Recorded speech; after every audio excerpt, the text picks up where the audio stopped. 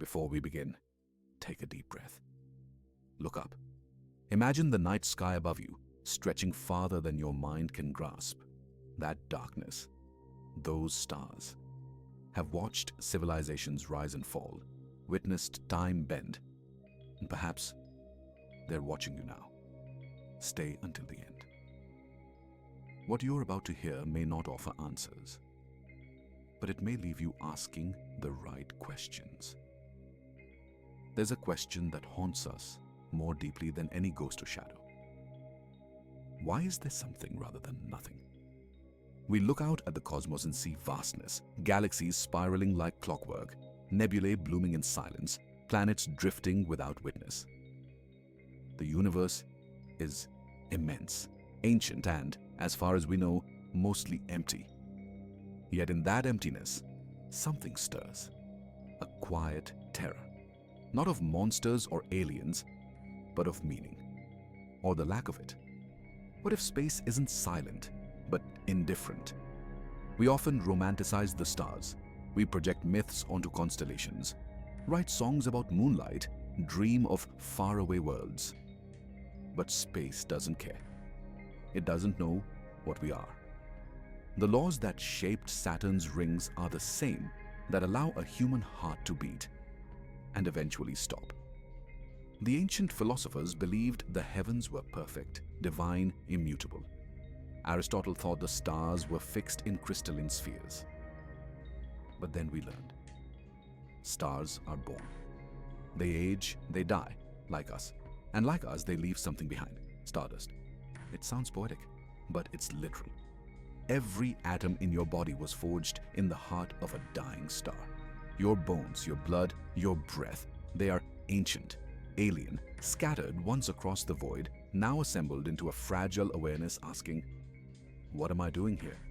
Maybe that's the wrong question. Maybe the real question is, why do we ask at all? Imagine drifting through space. No gravity, no up or down, just you. Floating endlessly in a void so silent it feels like pressure. The stars look close, but they're lifetimes away. You're not cold, not warm, just aware. Time is meaningless. You don't age, you simply are. In that stillness, your thoughts begin to fold inward. You wonder, if no one knows I'm here, do I exist? Philosophers have battled that question for centuries. Descartes said, I think, therefore I am. But does consciousness need to be observed to matter? If a mind floats in space, unspoken, unseen, does it count?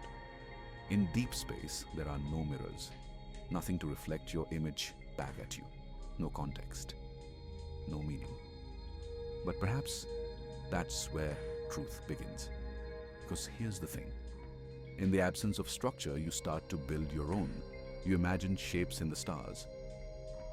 You name them. You remember voices that aren't there. You give yourself a past, a reason, a purpose. You become the architect of a private universe that exists only in your perception. Is that delusion? Or is that what we've always done? Earth is a pale blue dot suspended in a sunbeam. Carl Sagan reminded us of that. He said all our triumphs and tragedies, every king and peasant, every hopeful child and doomed lover, all lived and died there. But what he didn't say, what maybe he couldn't say, is that even that dot may be temporary. One day, our sun will swell and burn. Earth will vanish. The memory of humanity might flicker for a while, radio waves bouncing endlessly through void, but eventually, silence returns. This is the part where people feel afraid.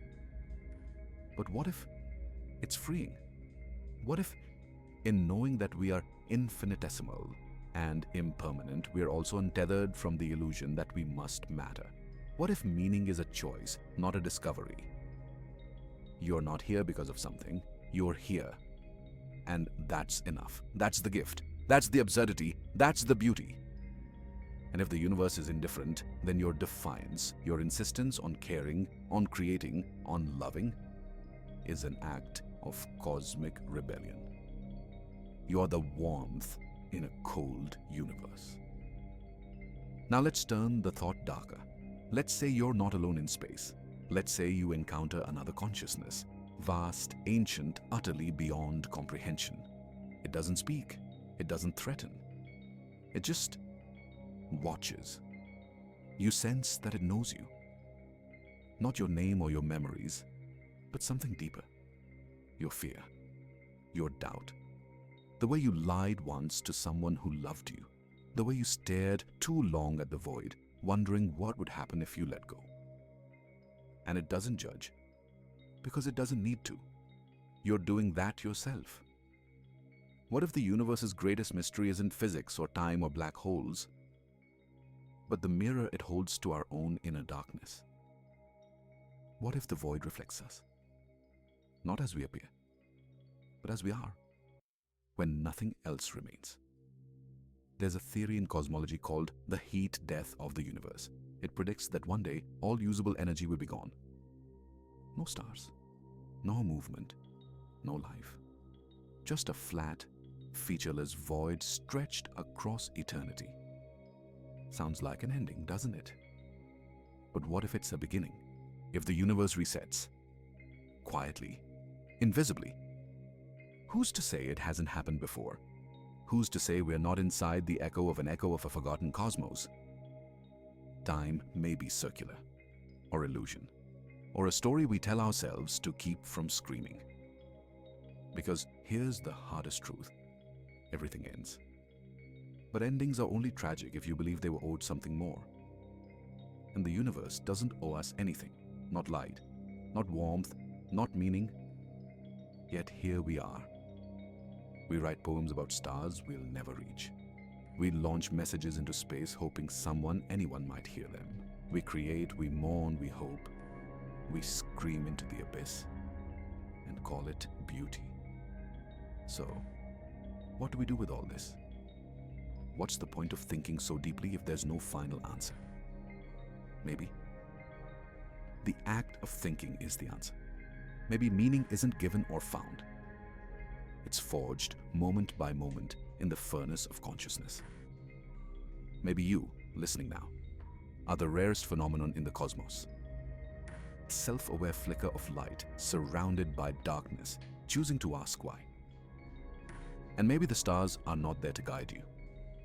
Maybe they're there to remind you that even in silence, even in distance, even in the void, you noticed.